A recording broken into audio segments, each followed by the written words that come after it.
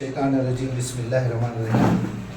سورہ احزاب کی آیت نمبر 50 میں جو رشتے لکھے ہوئے ہیں، جو رشتے اللہ تعالیٰ نے صرف نبی کے لیے رکھے تھے، تو وہ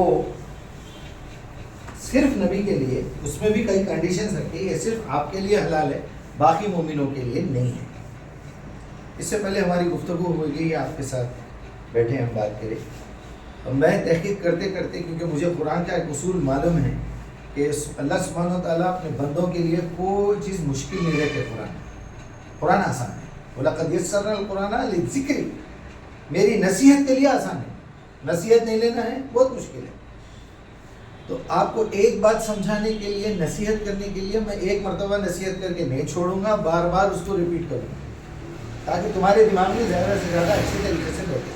تو جب یہ رشتوں کی جو بات آ رہی ہے، جس میں سب سے پہلے سمجھیے اب چاچا کی بیٹی، دوسرا پھوپھو کی بیٹی، یہ میرے والد صاحب کا حصہ ہے، میرے والد صاحب کے بھائی، میری والد صاحب کی بہن۔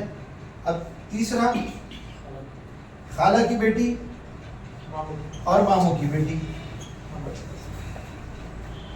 والدہ کی طرف سے دونوں ہوں گے، جتنے بھی ماموں ہوں، اور بیٹیوں کا ذکر ہے، بیٹیاں۔ تو یہ چاروں رشتے اللہ تعالیٰ نے حرام کر دیے پوری مسلمانوں کے لیے، یہ صرف نبی کے لیے حلال ہے۔ اللہ تعالیٰ نے بتا بھی دیا، جس سے بھی جو کوئی غلطی پہلے ہو گئی، اللہ معاف کرنے والا ہے، اس کو کوئی پریشان ہونے کی، مثالیں دینے کی اس کی ضرورت نہیں۔ اس سے یہ پتا چلا، اس میں دو کیٹیگریز ہیں۔ ایک کیٹیگری نطفہ ہے جو باپ سے ریلیٹڈ ہے، یہ دونوں چاچا اور پھوپھو۔ ماں سے ریلیٹڈ جو ہے دوسرا کیا ہے، وہ خون ہے، مینسس رکے تو پریگننسی ہوئی، ہمارے اندر باپ کا نطفہ اور ماں کا خون ہے، روح اللہ کی طرف سے ملی، سو جسٹ حکم ہے، یسألونک عن الروح قل الروح من امر ربی۔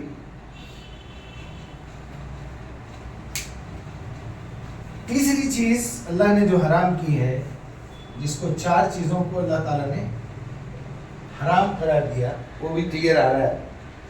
تیسری چیز ہے دودھ، ملک، رضاعت، ماں کا دودھ۔ تو جس عورت سے آپ دودھ پی لیے، وہ عورت بھی آپ کے اوپر حرام، بڑے ہونے کے بعد انہیں بھی بیوہ ہو گئی، کوئی غیر عورت تھی، لیکن بچپن میں یہ بچے کو دودھ پلائی تھی، نہ میرا خون کا رشتہ ہے، نہ میرا نطفے کا رشتہ ہے، لیکن وہ ماں بن گئی میری۔ نہ صرف وہ عورت حرام ہے، بلکہ اس کے پیدا ہونے والی بیٹی بھی میری بہن، اس کی بیٹی بھی میری بہن بن گئی، نہیں ہے رضاعت کی بہن۔ ابھی آ رہا ہے، پورا آ رہا ہے معاملہ۔ اب یہ ہو گئے تین معاملے۔ اب ایک معاملہ اور بھی ہے، وہ روحانی معاملہ ہے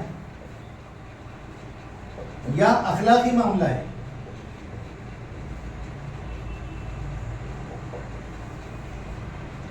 وہ کیا ہے؟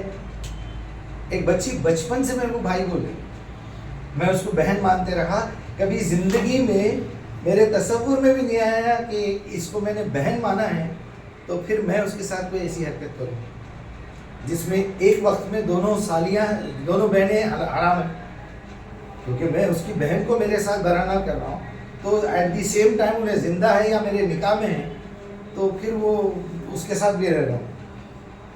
ساس کے ساتھ رشتہ روحانی اخلاق، سوتیلی ماں کے ساتھ رشتہ روحانی اخلاق، پاللی سو ماں،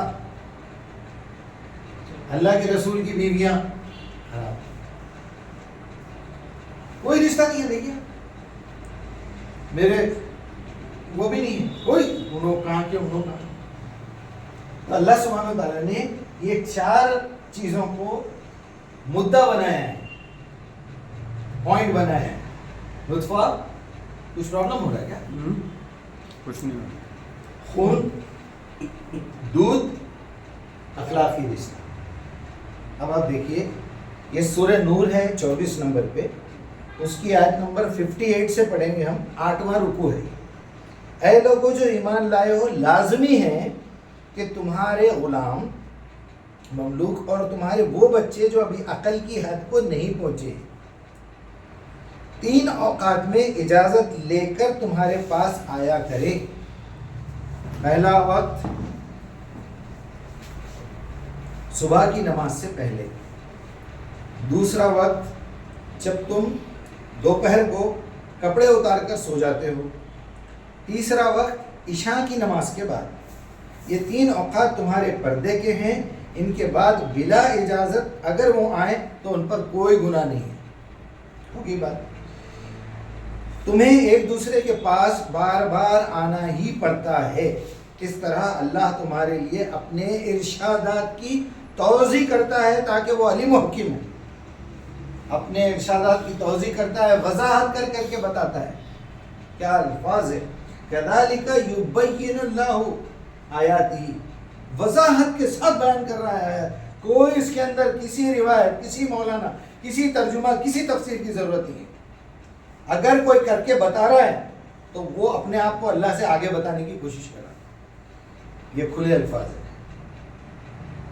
59 نمبر، اذا بلغ الاطفال، جب تمہارے بچے بڑے ہو جائیں، بلوغ کو پہنچ جائیں، بالغ ہو جائیں، اور جب تمہارے بچے عقل کی حد کو پہنچ جائیں تو چاہیے کہ اسی طرح اجازت لیا کریں جس طرح ان سے بڑے اجازت لیا کرتے تھے۔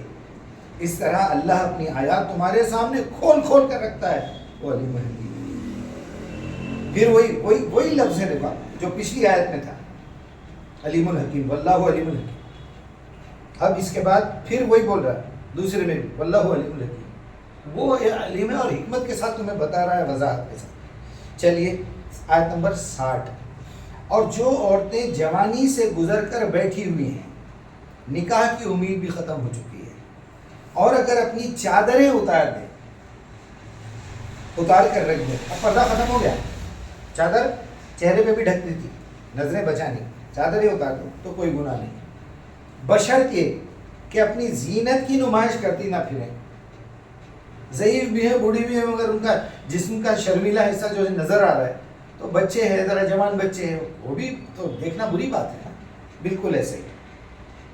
بشرط یہ کہ زینت کی نمائش کرنے والی نہ ہوں، تاہم وہ حیاداری ہی برتیں تو ان کے حق میں اچھا ہے، اور اللہ سب کچھ سنتا اور جانتا ہے، تمہاری باتیں بھی جانتا ہے۔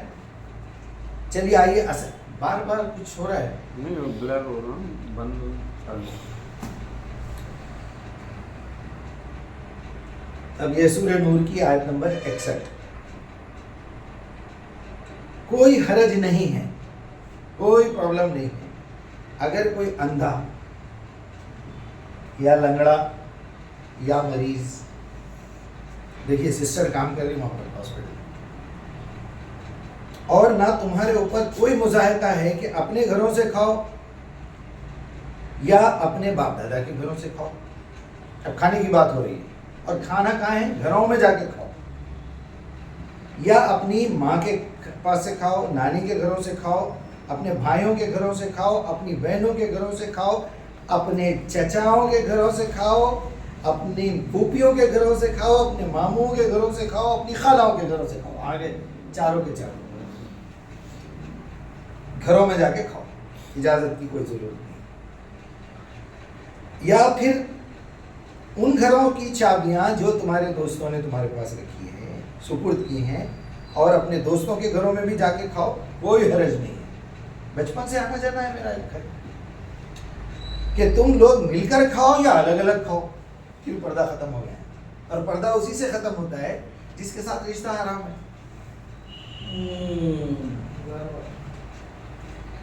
مل کر کھاؤ یا الگ الگ، البتہ جب گھروں میں داخل ہو تو ان کو سلام کرو تاکہ وہ الرٹ ہو جائے، السلام علیکم ورحمۃ اللہ، کسی اچھا ٹھیک ہے، یعنی جو چیزیں چھپانے کی ہے ایٹ لیسٹ پلو ڈال لیے، لیکن بے پردے، جیسا میری ماں ہے، میری بہن ہے، ایون میری بیوی ہے، اگر لوگوں میں ہے، بچوں میں بھی، ہمیں گھر میں داخل ہوا تو ایٹ لیسٹ کچھ تو کور کریں گے، تاکہ بچوں میں وہ شرمیلا پن وہ محسوس ہو کہ کوئی بھی مرد ہو، چاہے اس کا شوہر ہی کیوں نہ ہو، باپ ہی کیوں نہ ہو، بھائی، ایٹ لیسٹ جو چیزیں چھپانے کی ہو تو چھپانا ہے، عورت بھی عورت سے چھپانا ہے۔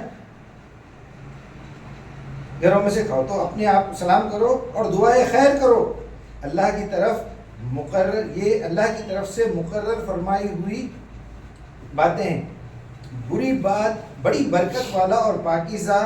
اس طرح اللہ تعالیٰ تمہارے سامنے اپنی آیات پھر کھول کھول کر بیان کر رہا ہے۔ توقع ہے کہ تم سمجھ بوجھ سے کام لو لعلکم تعقلون.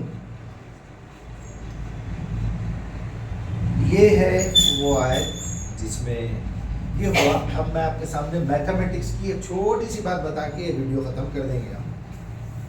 میں نے جتنی کوشش کی ہے یہ لفظ کتنے مرتبہ آیا وہ لفظ کتنے مرتبہ آیا ایک لسٹ بنائی میں نے قرآن سے کہ کون سے رشتے حرام ہیں. کیونکہ نطفے کے کیڑے جو ہے کروموزومز 23 ہے. تب میں جب لسٹ بنا کے دیکھا تو پورے 23 رشتے حرام ہیں. اگر میں اس میں سے یہ 4 رشتے نکال دے رہا ہوں خلیری کو میری چچیری کو میری بہن کا تو 23 کا فگر خراب ہو جائے 19 ہو جائے 23 رشتے حرام. ابھی یہ ویڈیو ہونے کے بعد آپ کو رشتے دے. جی اجازت ہے سر. السلام علیکم.